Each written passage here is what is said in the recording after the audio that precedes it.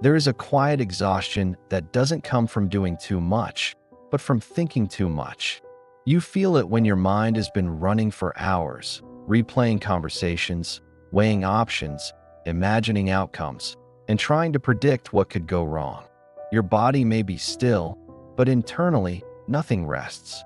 By the end of the day, you are tired, not because you acted, but because you never stopped analyzing. Overthinking often disguises itself as responsibility. You tell yourself you're being careful, mature, or intelligent. You believe that if you think long enough, plan far enough, or analyze deeply enough, you will eventually arrive at clarity. But clarity never comes. Instead, each thought opens the door to another doubt, another possibility, another risk to consider. The mind promises certainty, yet delivers paralysis. This is why overthinking feels so frustrating. You are mentally busy, yet life remains unchanged. Decisions feel heavier the longer you hold them. Simple choices begin to feel overwhelming. And slowly, without realizing it, you begin to delay your life, waiting for the moment when you finally feel ready. That moment rarely arrives. What makes overthinking especially powerful is that it feels productive. Unlike fear or avoidance, overthinking looks like effort. It looks like preparation. It feels like control. But in reality, it is often fear wearing the mask of logic. The mind is not searching for truth. It is searching for safety. It wants guarantees in a world that offers none. The mind tries to solve life before living it. It simulates the future over and over again, hoping that one more thought will remove uncertainty. But uncertainty is not a problem to be solved. It is a condition of being alive. And the more you try to eliminate it through thinking, the more trapped you become. This video is not about thinking less or becoming reckless. It is about understanding why thinking too much keeps you stuck, why the mind clings to analysis even when it no longer helps, and how real freedom does not come from perfect decisions, but from movement, because you cannot think your way into certainty. You can only act your way forward. Asterisk inside your mind. There are two different systems constantly working together, and sometimes quietly working against each other. Psychologist Daniel Kahneman described them as System 1 and System 2. Understanding this distinction is the first step to understanding why overthinking keeps you stuck. System 1 is fast, intuitive, and automatic. It's the part of you that recognizes a familiar face instantly, reacts without calculation, and makes thousands of small decisions without effort. It evolved to keep you alive. It trusts patterns, instincts, and experience. Most of your daily life runs on this system, whether you realize it or not. System 2 is slower, deliberate, and analytical. It engages when problems are complex or unfamiliar. It compares options, weighs consequences, and demands conscious effort. This system is useful, but it is also expensive. It consumes energy, attention, and mental resources. It was never designed to be in control all the time. Overthinking begins when System 2 tries to dominate situations that don't require it.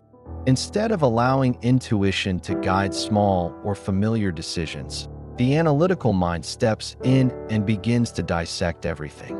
Each option spawns more options. Each risk creates new fears. The mind keeps running, but nothing moves forward. This is like pressing the accelerator while the car is still in neutral. The engine works harder and harder, yet you remain in the same place. Over time, this constant mental strain leads to fatigue. And when mental energy is depleted, decisions don't improve. They worsen. Ironically, people who overthink often trust themselves less, not more. By questioning every instinct, they weaken their own intuitive intelligence. The mind begins to believe that nothing is safe without exhaustive analysis. Confidence erodes, hesitation grows, and action feels increasingly dangerous. This is not a flaw in intelligence. It is a misunderstanding of how the mind is meant to function. System 2 was designed to support life, not replace it. When analysis becomes the default, intuition goes silent. And without intuition, every decision feels heavy, uncertain, and exhausting. Overthinking is not a sign that you care too much. It is a sign that the balance between thinking and acting has been lost. Overthinking rarely announces itself as fear. If it did, most people would recognize it immediately. Instead, it disguises itself as intelligence, caution, and responsibility. It sounds reasonable. It uses logic. It asks important questions. And because of this, it feels justified.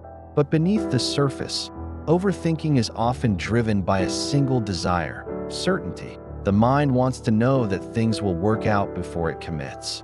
It wants reassurance that mistakes can be avoided, that outcomes can be controlled, and that risk can be eliminated. So it begins to ask endless what-if questions. What if this fails? What if I choose wrong? What if I regret it later? Each question feels like preparation, but in reality, it deepens hesitation. The problem is that life does not reward certainty. It rewards engagement. No amount of thinking can guarantee success, happiness, or safety. Yet the mind keeps searching for guarantees because uncertainty feels uncomfortable. For many people, it feels dangerous. Overthinking becomes a way to delay exposure to that discomfort. As long as you are thinking, you are not acting. And as long as you are not acting, you are protected from failure, rejection, and regret, at least temporarily. This is why overthinking can feel safer than movement, even when it makes you miserable. What makes this cycle especially powerful is confirmation bias. The mind does not analyze neutrally. It often looks for information that supports staying still. Doubts are magnified. Risks are emphasized. Potential losses feel heavier than potential gains.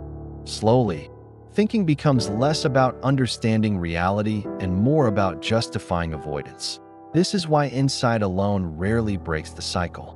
You can understand your patterns and still remain stuck. Knowledge does not automatically dissolve fear. Action does.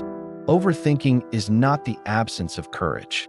It is a misplaced attempt to feel safe. But safety cannot be achieved through endless thought.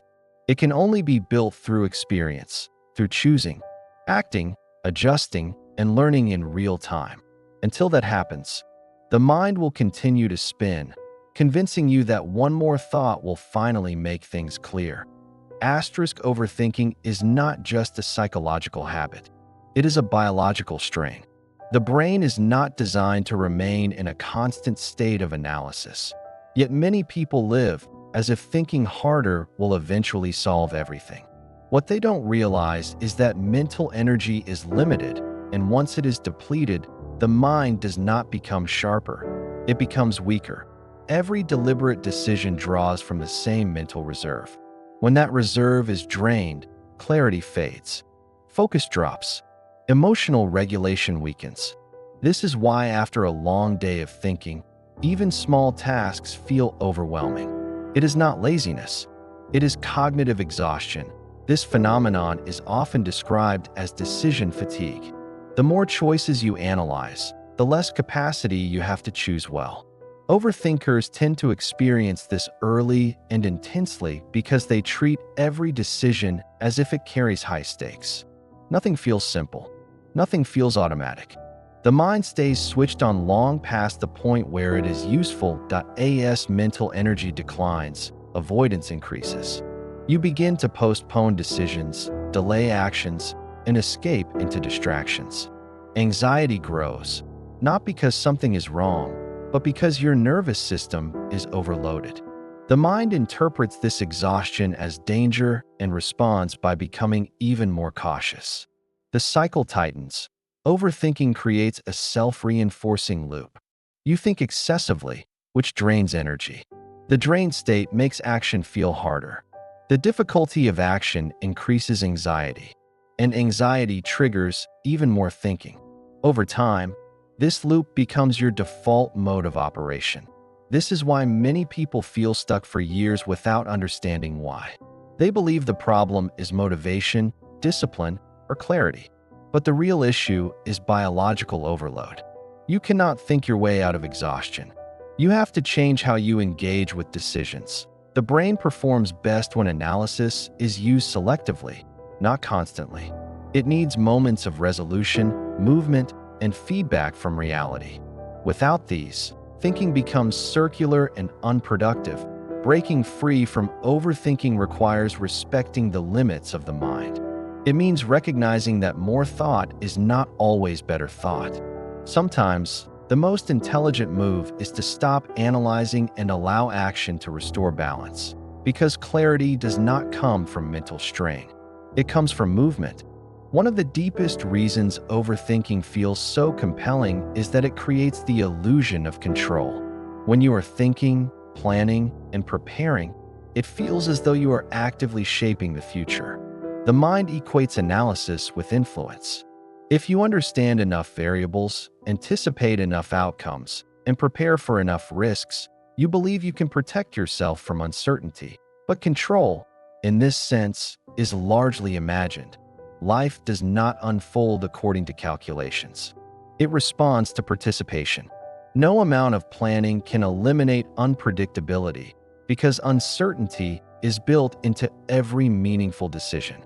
Relationships, careers, creative work, and personal growth all involve elements that cannot be forecasted. Yet the mind resists this truth.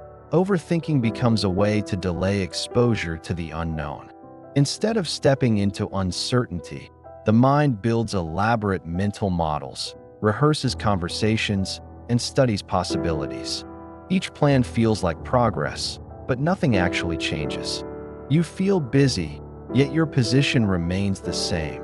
This is why overthinkers often consume excessive information. One more article, one more opinion, one more perspective. The mind believes that if it gathers enough data, the right answer will eventually reveal itself. But in many cases, additional information does not create clarity.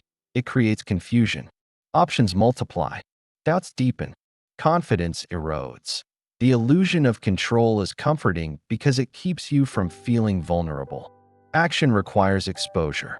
It involves the risk of being wrong, failing publicly, or discovering that a choice doesn't lead where you hoped. Thinking, by contrast, keeps everything theoretical, safe, contained, but safety has a cost. While you wait for certainty, life continues without you. Opportunities pass. Skills remain untested. Confidence is never built. Over time, inaction becomes more dangerous than any single mistake could have been. Control is not gained by predicting the future. It is gained by learning how to respond to whatever the future brings.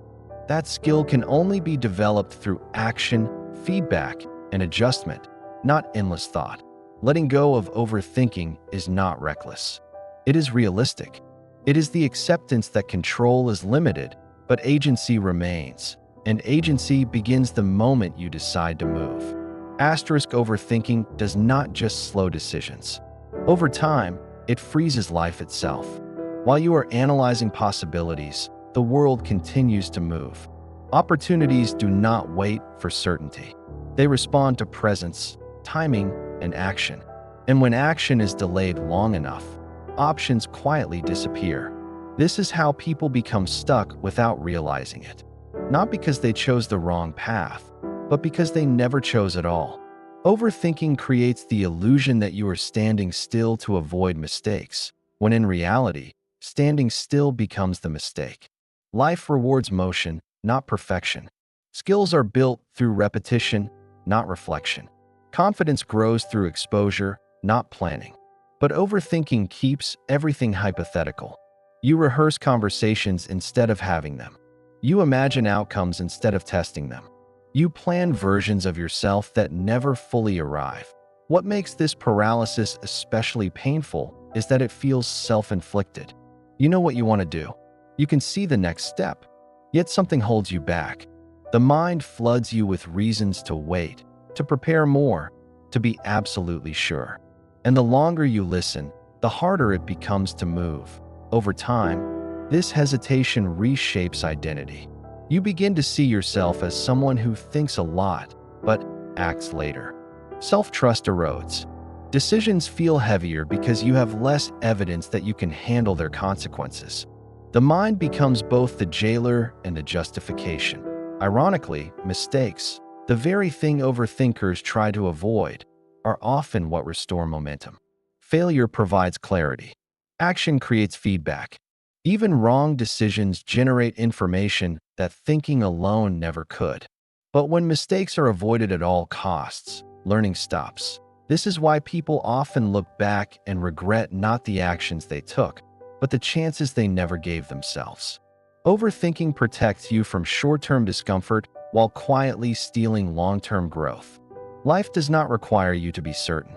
It requires you to be willing to try, willing to adjust, willing to learn as you go. The moment movement returns, thinking finds its proper place again, not as a barrier, but as a guide. Breaking free from overthinking does not require silencing the mind.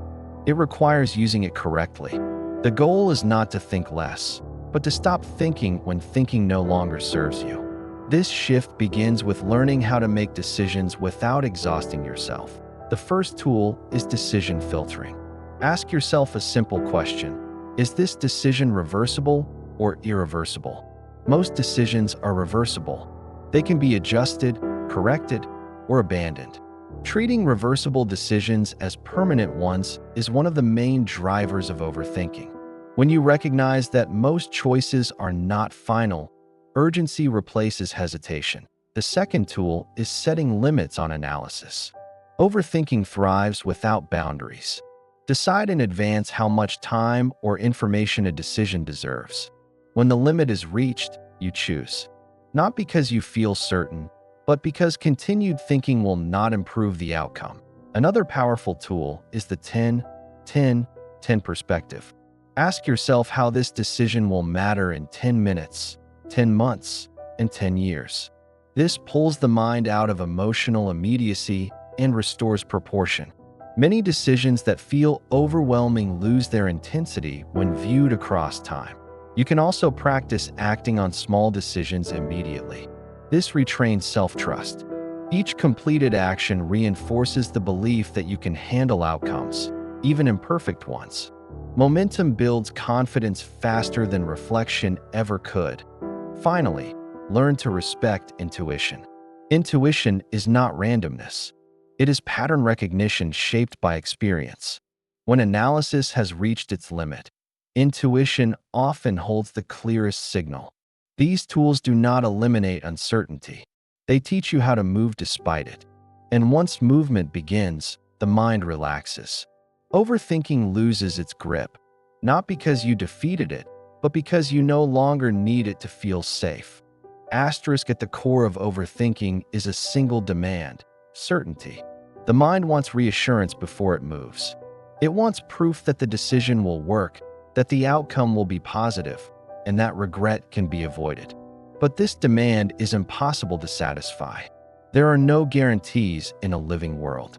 The hardest step for an overthinker is accepting this reality, not intellectually, but emotionally, because action always involves exposure. When you act, you risk being wrong. You risk discovering limits. You risk learning something you cannot unlearn. And this vulnerability is precisely what the mind tries to avoid through endless thought. But confidence does not come from certainty. It comes from experience. You do not become confident by choosing perfectly. You become confident by surviving imperfect choices. Each action teaches the nervous system something critical. I can handle what happens next. This is why thinking rarely creates courage. Courage is a byproduct of movement. When you act without guarantees, the mind updates. Fear loses credibility. The imagined consequences shrink in comparison to lived reality. What once felt overwhelming becomes manageable. This does not mean acting recklessly. It means acting before you feel ready. Readiness is not a prerequisite for action. It is the result of it. Waiting to feel certain keeps you trapped in preparation. Moving forward teaches you what preparation never could. Small actions matter more than dramatic leaps. A single step breaks the paralysis. Momentum restores trust. And once trust returns, Thinking regains its proper role, not as a barrier, but as a tool. Overthinking thrives in stillness. It weakens when life resumes. You do not need to know how everything will unfold. You only need to choose a direction and begin. The path clarifies as you walk it. Freedom does not arrive when the mind finally feels safe. It arrives when you decide to move anyway. Asterisk, you do not need to think everything through before you move. You do not need guarantees, certainty, or perfect clarity. Life will always be unpredictable. Waiting for the perfect moment only delays your experience, keeps opportunities slipping, and strengthens the grip of overthinking. Freedom begins when you choose action over endless analysis. Even small steps matter. Each decision, each movement, teaches the nervous system that you can handle uncertainty. Momentum replaces hesitation. Confidence grows through engagement, not rumination. Overthinking thrives in stillness because it convinces you that thought is enough. But thought alone never moves life forward. Action is what restores balance, clarifies perspective, and anchors attention in reality. This is not reckless. It is realistic. Courage does not come from knowing what will happen. It comes from stepping into what cannot be predicted. Your mind learns trust through doing, not planning. Take a step. Begin before you feel ready. Move despite fear. Choose a direction and allow the path to reveal itself. True clarity, confidence, and freedom do not arrive in thought alone. They arrive in movement. And the moment you act, overthinking fades, naturally, quietly, and permanently.